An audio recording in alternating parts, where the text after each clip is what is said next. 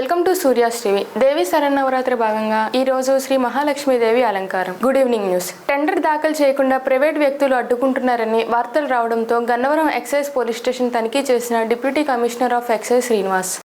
గ్రామ పంచాయతీలు వాటిల్లో మాత్రం మనకి 500 meters distance restriction national highway state హైవేకి సంబంధించిన ఇది ఉంది. 20,000 జనాభా లోపల ఉండే గ్రామ పంచాయతీలకు మాత్రం అది 220 మీటర్లు అండి.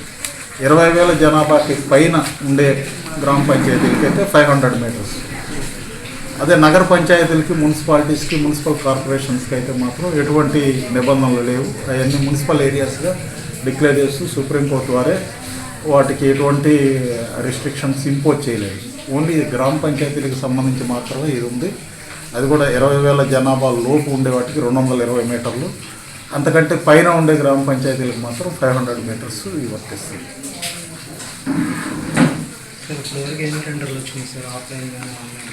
ఆఫ్లైన్ ఆన్లైన్ వచ్చేసి ఇంతవరకు జిల్లాలో మాకు మధ్యాహ్నం వరకు దాదాపు 1100 అప్లికేషన్స్ వచ్చాయండి. 1100 అంటే ఎంటైర్ 2 డిస్ట్రిక్ట్స్ గురించి నేను చెప్పేది, ఎన్టీఆర్ విజయవాడ ప్లస్ కృష్ణా జిల్లాకు సంబంధించి ఒక్కరోజు అండి మొత్తం ఇప్పుడు వరకు.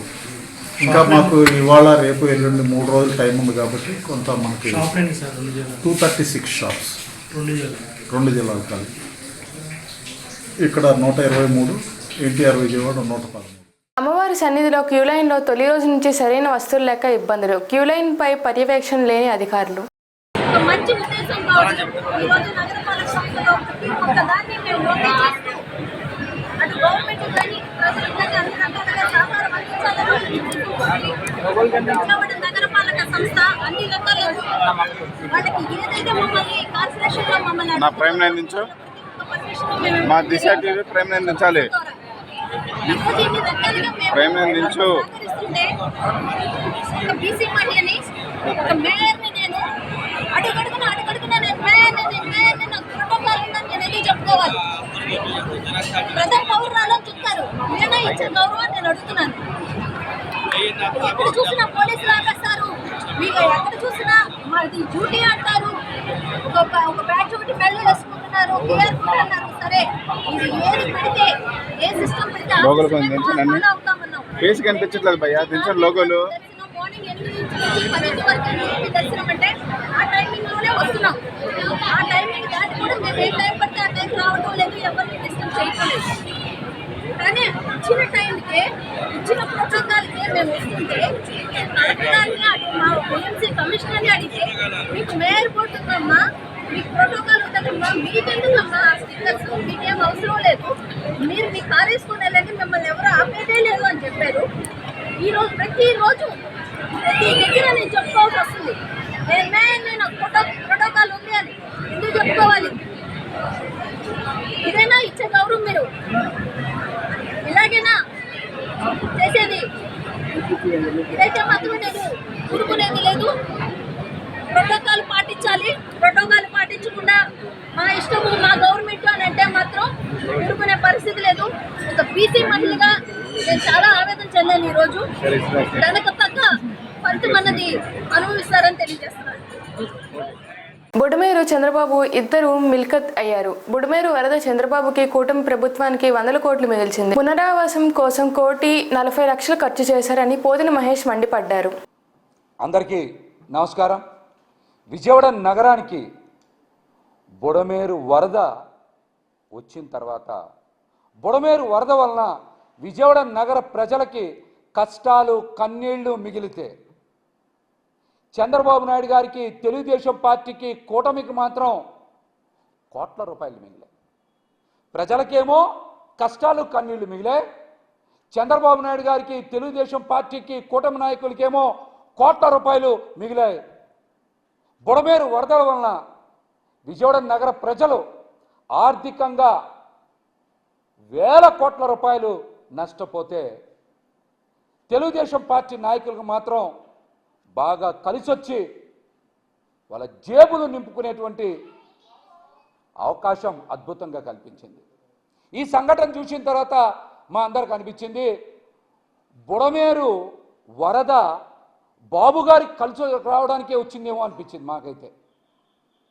చంద్రబాబు నాయుడు గారికి 100 కోట్ల రూపాయలు మిగల్చడానికే బుడమేరు వరద విజయవాడ నగరాన్ని ముంచెత్తింది అనిపించింది. ఎందుకు ఈ మాట చెప్తున్నానంటే మీరు చూశారు, బుడమేరు వరద వస్తే చంద్రబాబు నాయుడు గారికి ఒక పక్కన ఫోటోషూట్లో, మరొక పక్కన విరాళాల వరద 100 కోట్ల రూపాయలు మరి చంద్రబాబు నాయుడు గారికి తీసుకొచ్చి ఇచ్చారు. ఎక్కడైనా చూడండి ఫోటోషూట్లే బాబు గారి. మనకి ఒకసారి జేసీబీ ఎక్కారు, ఒకసారి పడవెక్కారు, ఇంకొకసారి నడుస్తున్నట్టు పడవలో కూడా చూశారుగా, ఎదురు లాక్కొని వెళ్ళేవాళ్ళు కొంతమంది. ఒక పక్కనేమో ఆయనకి ఫోటోషూట్లు బాగా కలిసి వచ్చింది, రెండో పక్కనేమో ఆయనకి విరాళాల వరద వచ్చింది.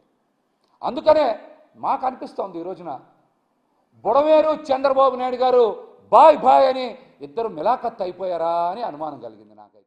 ముఖ్యమంత్రితో కలిసి 11 రోజులు పనిచేశాము. వరద బాధితులకు వెంటనే రేషన్ నష్టపరిహారం అందించడం జరిగింది. ఒక్క వైసీపీ నాయకుడు కూడా సాయం చేసేందుకు ముందుకు వచ్చిన పరిస్థితి లేదు. ప్రజా సమస్యల పరిష్కారం కోసం వైసీపీ నాయకులు కూడా శాసనసభకు వస్తే బాగుంటుందని ఎర్లగడ్డ ఫైర్ అయ్యారు. ముఖ్యమంత్రి సహాయ నిధికి ఈ రాష్ట్ర ప్రజలు కానీ, పక్క రాష్ట్రం తెలంగాణలో కానీ, అమెరికాలో కానీ, ఆస్ట్రేలియాలో ఉన్న కానీ దాదాపు 475 కోట్లు పైబడి ఇచ్చారు. ఇప్పటికి మీరు కూడా ఇస్తే బాగుంటుంది. సాక్షి నుంచి కూడా కొంత కంట్రిబ్యూట్ చేయండి. సీఎంఆర్ఎఫ్ ఫండ్కి 750 కోట్ల రూపాయలు ఖర్చు అయితే అప్పుడు వరద వస్తాం వల్ల అప్పటికప్పుడు తక్షణంగా దాంట్లో 534 కోట్లు బొక్కేసారి రాయటం ఆ దుర్మార్గానికి పరాకాష్ట. మనం మాట్లాడేది కనీసం జనం నమ్మేటట్టు ఉండాలి. అలాగే మీరు మీ పార్టీ నుంచి పోటీ చేసిన వాళ్ళు ఎవ్వరూ అక్కడ 16 మంది వచ్చి కనపడ్డారా అని మీడియా సోదరులు మీరే క్వశ్చన్ చేయండి. మీరు వచ్చి వరద సాయం అప్పుడు మీకు బాధ్యత లేదా? మీరు రావాల్సిన అవసరం లేదు. మీరు చట్టసభలకు పోటీ చేసినప్పుడు ఇక ఓడిపోతే మీరు రాకుండా ప్రభుత్వ అధికారులు చేశారు. ఏదైనా మా తెలుగుదేశం పార్టీ నాయకులు కార్యకర్తలు వెళ్ళి ఖర్చు పెట్టిన డబ్బులు కాదు. అది ఏది పడితే అది రాస్తే ప్రజలు నమ్మరని వాళ్ళకు కూడా తెలుసు. బట్ కాతే ప్రతిపక్ష పార్టీ బాగా చేశారని విమర్శించే సాహసం చేయలేక ఇలా రాసిందని నేను భావిస్తున్నా. ఇవాళ అంబాపురం దగ్గర కానీ, నైనవరంలో కానీ, ఇక్కడ జక్కంపూడిలో కానీ, సింగ్నగర్లో కానీ అంత ఫ్లడ్ ఉన్నా మేము గన్నవరం నియోజకవర్గంలో కొంచెం 2 అడుగులు 3 అడుగులు వరద నీరు ఉన్న పరిస్థితి. నేను అక్కడ చూస్తా. నేను కూడా 11 రోజులు ఇక్కడే ఉన్నా. నేను, విజయవాడ ఎంపీ గారు, శాసనసభ్యులు అందరూ కలెక్టరేట్లో ఉండి మేము చూస్తే కోతవేడి దూరంలో ఉన్న జగన్మోహన్ రెడ్డి గారు కానీ, పోటీ చేసిన 16 మంది అభ్యర్థులు కానీ ఎవరు రాకుండా ఉన్న పరిస్థితి. అట్లాగే రేషన్ కూడా డిస్ట్రిబ్యూట్ చేసిన పరిస్థితి. చాలామంది తెలుగుదేశం పార్టీ శాసనసభ్యులు, మంత్రులు కూడా ఫుడ్ పంపించిన పరిస్థితి. ఇట్లాంటి పరిస్థితుల్లో కనీసం ఇందిరాగాంధీ స్టేడియంలో రిసీవ్ చేసుకుంటే ఫుడ్ ఎక్కడి నుంచి వచ్చినా ఏ వైఎస్ఆర్ కాంగ్రెస్ పార్టీ నాయకుడు ఒక్కళ్ళు కూడా, పోటీ చేసిన ఒక్క అభ్యర్థి కూడా ఏది పంపించిన పరిస్థితి. కావాలంటే మీరు అధికారులతో చెక్ చేసుకోండి. ఈ ప్రభుత్వం మీద విమర్శలు చేయడం తప్ప, సద్విమర్శలు చేస్తే బాగుంటుంది తప్ప ముందు అసెంబ్లీకి వచ్చి మాట్లాడితే బెటర్గా ఉంటుంది. ఈ 11 మంది శాసనసభ్యులే ఉన్నారని రాకుండా కాకుండా వచ్చి ప్రజా సమస్యల మీద పనిచేయాలని జగన్మోహన్ రెడ్డి గారికి తెలియజేస్తూ థ్యాంక్ యూ. పాము కాటుకు గురై చిన్నారి మృతి చెందిన ఘటన పశ్చిమ గోదావరి జిల్లా ఉండి మండలంలో చోటు చేసుకుంది.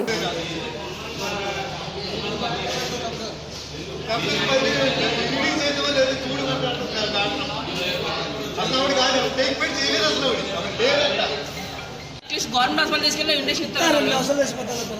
గవర్నమెంట్ హాస్పిటల్ తీసుకెళ్తా ఎందుకు 10 మంది హాస్పిటల్ అడ్మిట్ డాక్టర్లకు పేరుకోవడం ఎందుకు వీళ్ళు జనాలు చంపుతాక డబ్బు తింటాక.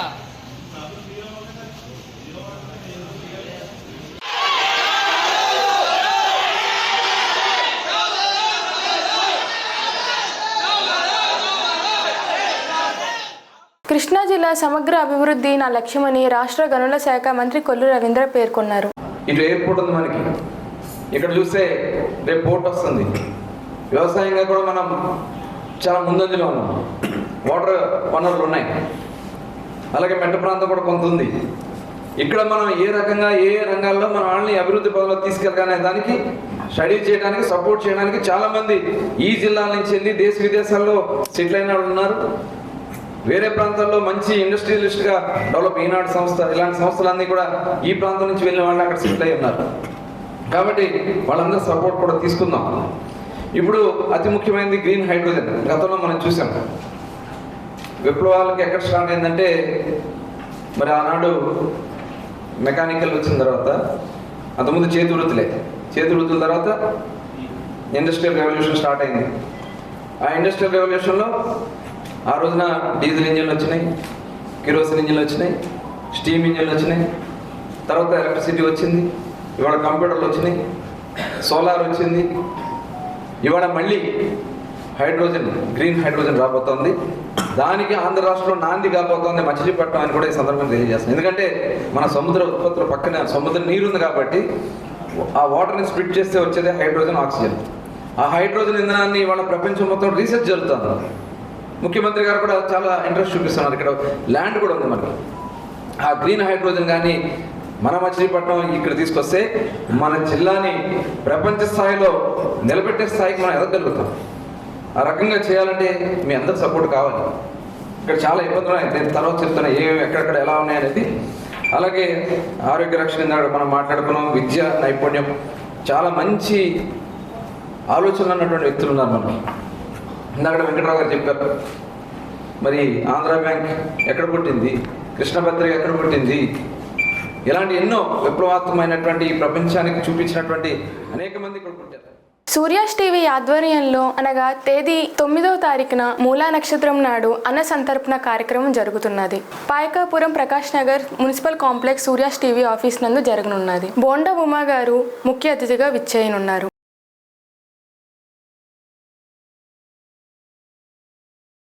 ఈ వార్త ఇంతటితో సమాప్తం.